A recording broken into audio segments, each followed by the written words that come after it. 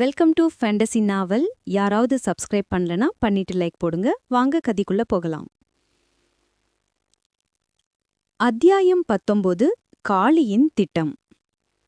எதிர்பாராமல் காளி தன்னுடைய பார்லருக்கு வந்திருப்பதால் என்ன செய்வது, எப்படி அவனிடமிருந்து தப்பிப்பது என தெரியாமல் தவித்துக் கொண்டிருந்தாள் அகிலா. அப்பொழுது அவளுக்கு ஒரு யோசனை வந்தது. நாம் ஏன் காளியை பயன்படுத்தி போலிஷ் மூலமாக ஏற்படும் பிரச்சனைகளிலிருந்து தப்பிக்கக் கூடாது என யோசித்தாள் அகிலா.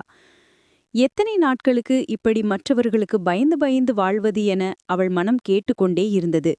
அதனால் அவள் கட்டாயமாக ஏதாவது ஒரு முடிவெடுக்க வேண்டிய சூழ்நிலைக்கு தள்ளப்பட்டாள். ஆனால் என்ன செய்வது, அந்த மாதிரியான முடிவு எடுப்பது என அவளுக்கு ஒன்றும் புரியவில்லை.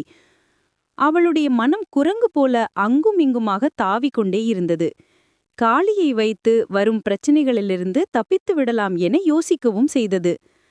அதே நேரத்தில் காளியை தவிர்க்கவும் அவளுடைய உள்மனம் சொல்லிக்கொண்டே இருந்தது.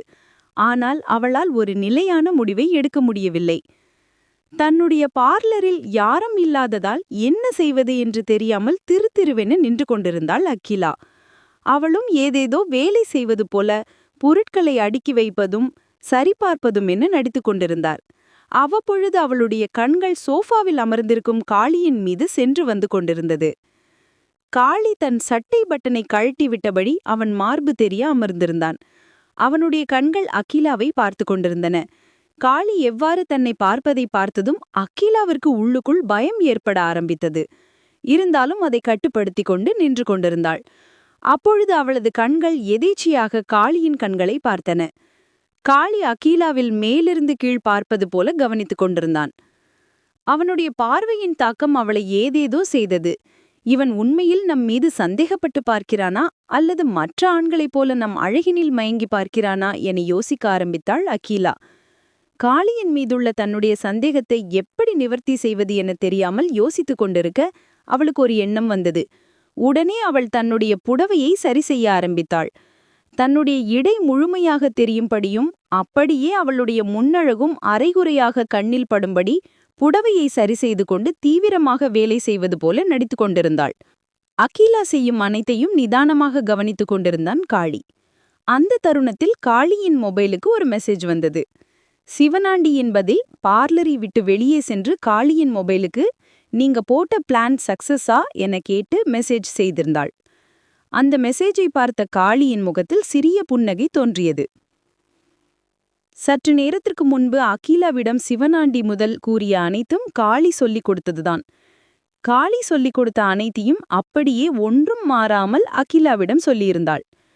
அதனால் அகிலா காளி பெண்கள் விஷயத்தில் சற்று பலவீனமானவன் என நினைத்து கொண்டிருந்தாள். எனவே அதற்கான வேலையை தான் தற்போது செய்து கொண்டிருந்தாள். தான் நினைத்தது போல அகிலா அனைத்தையும் செய்து கொண்டிருப்பதைக் கண்டு காளியின் மனம் மகிழ்ச்சியடைந்தது.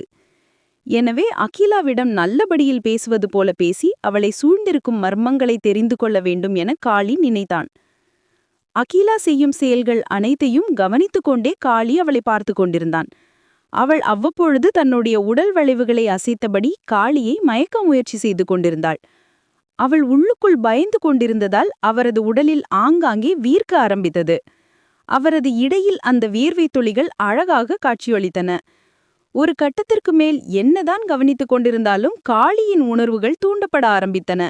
அதனால் அவன் உடனடியாக இந்த இடத்தை விட்டு செல்ல வேண்டும் என முடிவு செய்தான். அவன் நினைத்தது போல அடுத்த சில வினாடிகளில் அகிலா தன் கையில் ஒரு கிளாஸ் தண்ணீர் கொண்டு வந்து காளியிடம் நீட்டினாள். சார், இந்தாங்க தண்ணீர் குடிங்க. நீங்க வந்ததிலிருந்து நான் உங்களுக்கு எதுவுமே குடிக்க கொடுக்கல என அகிலா சொல்லியபடி தன் கையில் இருந்த கிளாஸை காளியின் முன்பு குனிந்தபடி நீட்டினாள்.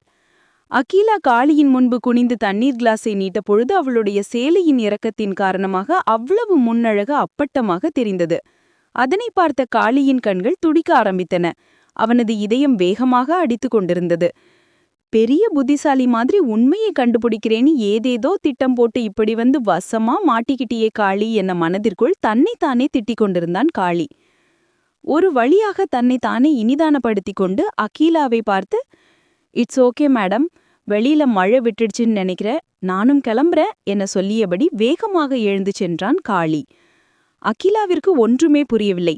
எதனால் உள்ளே வந்தான், எதனால் தன்னை தின்பது போல பார்த்து கொண்டிருந்தான், இப்பொழுது எதனால் அவசரமாக வெளியே எழுந்து செல்கிறான் என ஒன்றும் புரியாமல் மனதிற்குள் தனக்குத்தானே பல கேள்விகளை கேட்டுக்கொண்டு தன்னுடைய பைக்கை எடுத்துக்கொண்டு வேகமாக செல்லும் காளியை பார்த்து கொண்டே நின்றாள் அகிலா. மறுபுறம் கதிருக்கு ஒரே தலைவலியாக இருந்தது. கிணறு தோண்ட பூதம் கிளம்பிய கதையாக ஒரு கேஸை எடுத்து விசாரிக்க தொடர்ந்து பல திருப்பங்களும் அதிர்ச்சிகளும் ஏற்படுகின்றன. இது எவ்வாறு சரி செய்வது என தெரியாமல் தவித்துக் கொண்டிருந்தான் கதிர். அதிகடியில் நிலையில் கண்டெடுக்கப்பட்ட மணிகண்டனின் உடலை பாரன்சிக் டீம் உதவியுடன் மருத்துவமனைக்கு போஸ்ட்மார்ட்டம் செய்ய அனுப்பி வைத்தான் கதிர். தனக்குத்தானே பல கேள்விகளையும் தன்னுள் பல குழப்பங்களையும் ஏற்படுத்தி கொண்டு எந்த திசையில் செல்வது என தெரியாமல் நின்று கொண்டிருந்த கதிர் ஒரு வழியாக ஒரு முடிவு செய்தான். அதாவது இதற்கெல்லாம் ஒரே தீர்வு அகிலா மட்டுமே. எப்படியாவது அவளை பற்றிய உண்மையை நாம் கண்டுபிடித்தால் மட்டுமே இது அனைத்திற்கும் ஒரு முடிவு வரும். எனவே மிக விரைவில் அனிதாவை பற்றிய உண்மையை முழுமையாக தெரிந்து கொள்ள வேண்டும் என முடிவு செய்து, அகிலா தற்போது என்ன செய்து கொண்டிருப்பாள், நாம் உடனடியாக அவள் எங்கு இருக்கிறாள், என்ன செய்கிறாள் என பார்க்க வேண்டும், அதுவும் நேரடியாக இந்த விஷயத்தில் வேறு யாரையும் தொடர்பு படுத்த வேண்டாம் என நினைத்து தன்னுடைய போலீஸ் வாகனத்தில் ஏறி புறப்பட்டான். மணி எப்படி இருந்தான், அகிலாவிற்கும் மணிக்கும் என்ன சம்பந்தம், உண்மையில் அகிலாவின் கணவன் எங்கே என அனைத்து கேள்விகளுக்கும் பதிலை கதிர் கண்டுபிடிப்பானா என்பதை அடுத்தடுத்து வரும் அத்தியாயங்களில் பார்க்கலாம். இதுபோன்ற சுவாரஸ்யமான கதைகளை தொடர்ந்து கேட்க ஃபேண்டசி ஸ்டோரி யூடியூப் சேனலை சப்ஸ்கிரைப் பண்ணுங்க.